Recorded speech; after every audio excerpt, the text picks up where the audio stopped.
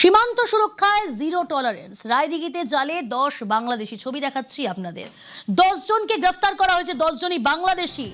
সীমান্ত সুরক্ষায় zero tolerance. রায়দিঘিতে জালে 10 বাংলাদেশি। আনিসউদ্দিন রয়েছে আমার সঙ্গে। আনিসউদ্দিন, কিভাবে জালে, কোথা থেকে গ্রেফতার এই 10 বাংলাদেশি? তারা কি ভারতে এসেছিলেন এর আগে? কি জানা যাচ্ছে এখনো পর্যন্ত পুলিশ সূত্রে?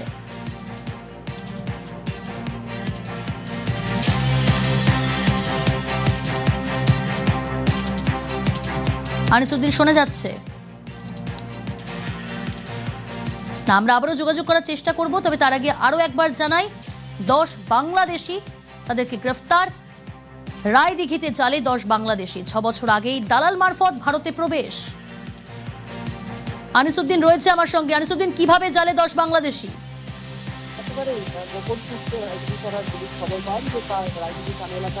না আনিসউদ্দিন, তোমার কথা স্পষ্ট শোনা যাচ্ছে না। আমরা আবারও যোগাযোগ করার চেষ্টা করব। তার আগে আপনাদের জানিয়ে রাখবো যে 10 বাংলাদেশি রায়দিঘিতে জালে। 6 বছর আগে দালাল মারফত ভারতে প্রবেশ। ধৃতরা দীর্ঘদিন ধরে ছিলেন বেঙ্গালুরুতে। রায়দিঘিতে আত্মীয়ের বাড়িতে আসতেই গ্রেফতার। ধৃতরা বাংলাদেশের ফিরোজপুরের বাসিন্দা।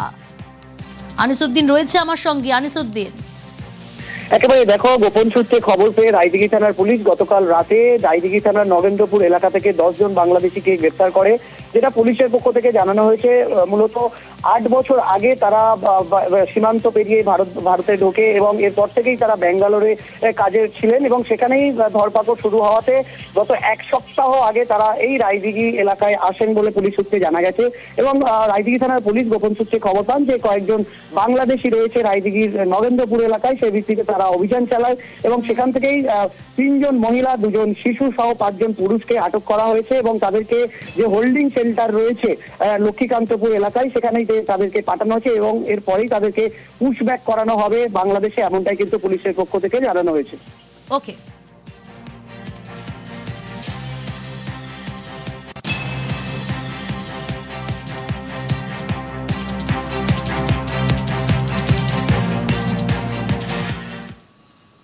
রায়দিঘির পর এবার মুর্শিদাবাদ। সেখানেও 7 বাংলাদেশি গ্রেফতার।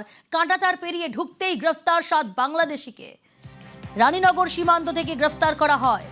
সীমান্ত লাগোয়া মাঠে একসঙ্গে 7 জনকে সেখানে দেখে প্রথমে সন্দেহ, তারপর গ্রেফতার 7 বাংলাদেশি। সীমান্ত সুরক্ষায় জিরো টলারেন্স। কাঁটাতার পেরিয়ে ঢুকতেই গ্রেফতার 7 বাংলাদেশি। মুর্শিদাবাদের রানীনগর সীমান্ত থেকে গ্রেফতার।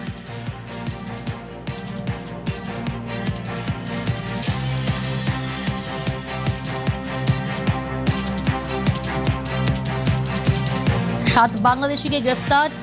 মুর্শিদাবাদের রানীনগর সীমান্ত থেকে গ্রেফতার। কিভাবে জালে জানবো। রাকিবুল রয়েছে আমার সঙ্গে। রাকিবুল, দেখো প্রিয়ঙ্কা, যে মুর্শিদাবাদের রানীনগর যে ভারত বাংলাদেশ সীমান্ত রয়েছে, সেই সীমান্তের কাঁটাতার পার হয়ে বাংলাদেশ থেকে 7 যুবক কিন্তু প্রবেশ করে। আর সেই খবর কিন্তু গোপন সূত্রে পাই রানীনগর থানার পুলিশ এবং পুলিশ ওই কাহারপাড়া এলাকায় অভিযান চালায়। রানীনগর থানার পুলিশ এবং পুলিশ ওই কাহারপাড়া এলাকায় অভিযান চালায় এবং অভিযান চালানোর সময় কাহারপাড়া একটি মাঠে 7 জন যুবক তারা কিন্তু জড়ো হয় এবং তাদেরকে দেখার পরই সন্দেহ হলে তাদের কাছে গিয়ে তাদেরকে আটক করে তাদেরকে জিজ্ঞাসাবাদ করে কোনো সদুত্তর না পাওয়ায় এবং নথিপত্র দেখাতে বললেও তারা দেখাতে পারে না। তারপরে তাদেরকে থানায় নিয়ে যায়। থানায় নিয়ে গিয়ে জিজ্ঞাসাবাদ করে জানতে পারে তারা বাংলাদেশের রাজশাহী জেলার গোদাগাড়ি থানা এলাকার। বাংলাদেশ থেকে ভারতে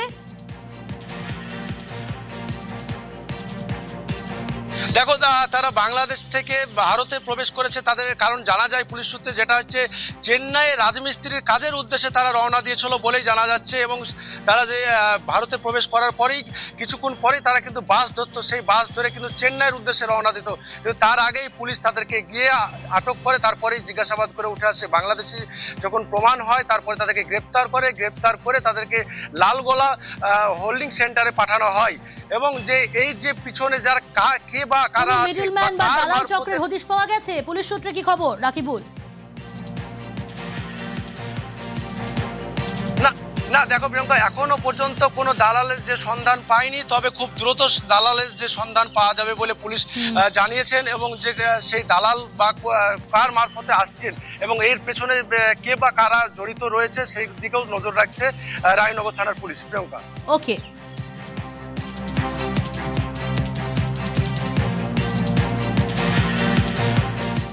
পাশাপাশি সুতিতে গ্রেফতার দুই বাংলাদেশি, মুর্শিদাবাদের সুতি, সেখান থেকেও গ্রেফতার দুই বাংলাদেশি। কিভাবে পুলিশের জালে জানার চেষ্টা করব, তবে তার আগে আরো একবার জানাবো মুর্শিদাবাদের সুতিতে সেখানেও দুই বাংলাদেশি গ্রেফতার। কেদার রয়েছে আমার সঙ্গে। কেদার, এই দুই বাংলাদেশি কিভাবে জালে? দেখো, সুলতানার সবজিপাড়া মোড়ে, রতনপুর মোড়ে এলাকা থেকে দুই বাংলাদেশকে গ্রেপ্তার করেছে সুলতানা পুলিশ। গোপন সূত্রে খবর পেয়ে তাদের আব্দুল সামাদ এবং আশিকুল নামে দুই বাংলাদেশি চাঁপাইনবাবগঞ্জ থেকে মুর্শিদাবাদ ছুটিতে ঢুকে তারা উদ্দেশ্য ছিল গরু নিয়ে পার করে বাংলাদেশে ফিরে যাওয়ার জন্য। এবং গোপন সূত্রে সুলতানা পুলিশ খবর পেয়ে ওদেরকে গ্রেপ্তার করে আজকে জঙ্গিপুর আদালতে পাঠানো হয়েছে। বেশ,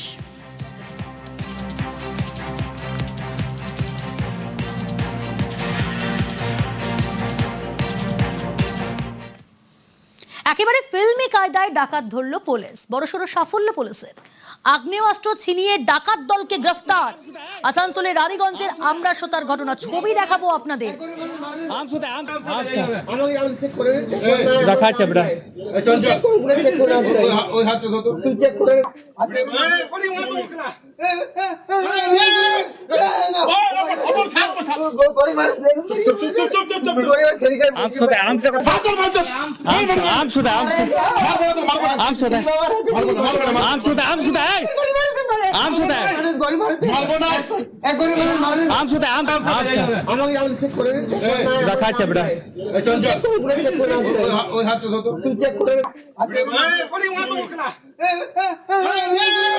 ঘটনার মুহূর্তের ছবি দেখছেন আপনারা। রাতে ডাকাতের উদ্দেশ্যে জড়ো হয় দুষ্কৃতীরা। আগ্নেয়াস্ত্র নিয়ে পুলিশের উপর চড়াও দুষ্কৃতী। ফিল্মি কায়দায় আগ্নেয়াস্ত্র ছিনিয়ে নেয় পুলিশ। 4 দুষ্কৃতীকে হাতে নাতে ধরল পুলিশ।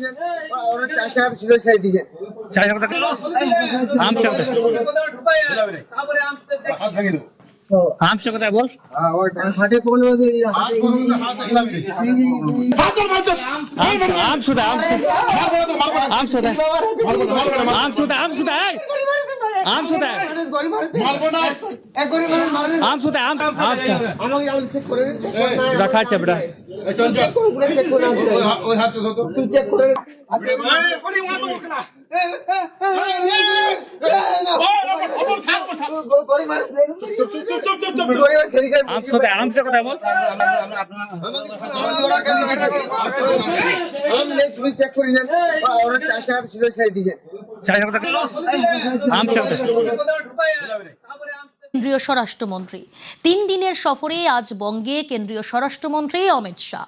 সীমান্ত সুরক্ষায় নজর কেন্দ্রীয় স্বরাষ্ট্রমন্ত্রীর। চিকেন স্নেকের সুরক্ষায় জোর। সীমান্তবর্তী জেলাগুলিকে নিয়ে পর্যালোচনা বৈঠক। কাল ভারতীয় ন্যায় সংহিতা আইন নিয়ে প্রদর্শনীর উদ্বোধন। 3 দিনের সফরে আজ বঙ্গে অমিত শাহ। সীমান্ত সুরক্ষায় নজর কেন্দ্রীয় স্বরাষ্ট্রমন্ত্রীর। চিকেন স্নেকের সুরক্ষায় জোর। সীমান্তবর্তী জেলাগুলিকে নিয়ে পর্যালোচনা। এ বিষয়ে আরো ডিটেল জানার চেষ্টা করব, আপনাদের জানাবো। তবে তার আগে আরো একবার জানাই, 3 দিনের সফরে বঙ্গে কেন্দ্রীয় স্বরাষ্ট্রমন্ত্রী সোমরাজ রয়েছে আমার সঙ্গে। সোমরাজ, কি কি কর্মসূচি রয়েছে কেন্দ্রীয় স্বরাষ্ট্রমন্ত্রীর এই 3 দিন সফরে? দেখো, আজ সন্ধ্যে 6টা থেকে 6:30টার মধ্যেই এসে পৌঁছাচ্ছেন শিলিগুড়িতে কেন্দ্রীয় স্বরাষ্ট্রমন্ত্রী অমিত শাহ। মুখ্যমন্ত্রী শুভেন্দু অধিকারীও ইতিমধ্যেই কলকাতা বিমানবন্দর থেকে রওনা দিয়েছেন বাগডোগরার জন্য। আগামীকাল কেন্দ্রীয় স্বরাষ্ট্রমন্ত্রী অমিত শাহের একগুচ্ছ কর্মসূচি রয়েছে, যার মধ্যে অবশ্যই রয়েছে সীমান্ত সুরক্ষায় বিশেষ নজর। আগামীকাল জওয়ানদের সঙ্গে তিনি বড়াখানায় যোগ দেবেন। তার আগে বিএসএফ এর একাধিক প্রকল্পের শিলান্যাস করার কথা রয়েছে কেন্দ্রীয় স্বরাষ্ট্রমন্ত্রী অমিত শাহের। বিশেষ করে সীমান্ত সুরক্ষার দিকে নজর রেখে এই প্রকল্পগুলি শিলান্যাস করবেন কেন্দ্রীয় স্বরাষ্ট্রমন্ত্রী, থাকবেন মুখ্যমন্ত্রী শুভেন্দু অধিকারীও। পাশাপাশি আগামীকাল ভারতীয় ন্যায় সংহিতা আইন নিয়ে একটি বিশেষ প্রদর্শনীশালার উদ্বোধনও করবেন কেন্দ্রীয় স্বরাষ্ট্রমন্ত্রী। তুমি জানো যে এই ভারতীয় ন্যায় সংহিতা আইন, যা বাংলায় সরকার পালাবদলের পর কার্যকরী করা হয়েছে, এই ভারতীয় ন্যায় সংহিতা আইন কি তা সাধারণ মানুষকে জানাবে রাজ্য পুলিশ। আর এই প্রদর্শনীশালা চলবে আগামী 26শে আগস্ট পর্যন্ত। আর তার আগে আগামীকাল এই ভারতীয় ন্যায় সংহিতা আইন নিয়ে বিশেষ প্রদর্শনীশালার উদ্বোধন করবেন কেন্দ্রীয় স্বরাষ্ট্রমন্ত্রী। এরপর গুরুত্বপূর্ণ বৈঠক করবেন কেন্দ্রীয় স্বরাষ্ট্রমন্ত্রী, মূলত সীমান্ত সুরক্ষার দিকে নজর রেখে। সীমান্তবর্তী জেলাগুলির সঙ্গে বৈঠক করার কথা রয়েছে, বিভিন্ন কেন্দ্রীয় এজেন্সির সঙ্গেও বৈঠক করার কথা রয়েছে। বিশেষ করে সীমান্ত সুরক্ষায় যে পরিকাঠামো এর আগের বৈঠকে তিনি নির্দেশ দিয়ে গেছিলেন গড়ে তোলার জন্য সেই পরিকাঠামোগুলির ক্ষেত্রে কি কি পদক্ষেপ নেওয়া হয়েছে। পাশাপাশি তুমি জানো, এর আগে কেন্দ্রীয় স্বরাষ্ট্রমন্ত্রী অমিত শাহ যখন উত্তরকন্যায় বৈঠক করেছিলেন তখন এটিএস গঠন করতে বলেছিলেন, অ্যান্টি নার্কোটিক্স টাস্ক ফোর্স গঠন করার কথা বলেছিলেন। সেই কাজ কতদূর এগোলো তা নিয়েও পর্যালোচনা বৈঠক করবেন কেন্দ্রীয় স্বরাষ্ট্রমন্ত্রী অমিত শাহ, এবং তারপর তিনি শনিবার দুপুরে দিল্লির উদ্দেশ্যে রওনা দেবেন। অর্থাৎ একগুচ্ছ কর্মসূচি নিয়েই 3 দিনের সফরে উত্তরবঙ্গে আসছেন কেন্দ্রীয় স্বরাষ্ট্রমন্ত্রী অমিত শাহ। সন্ধ্যে 6:30টার মধ্যেই তিনি শিলিগুড়িতে এসে পৌঁছাবেন। বেশ।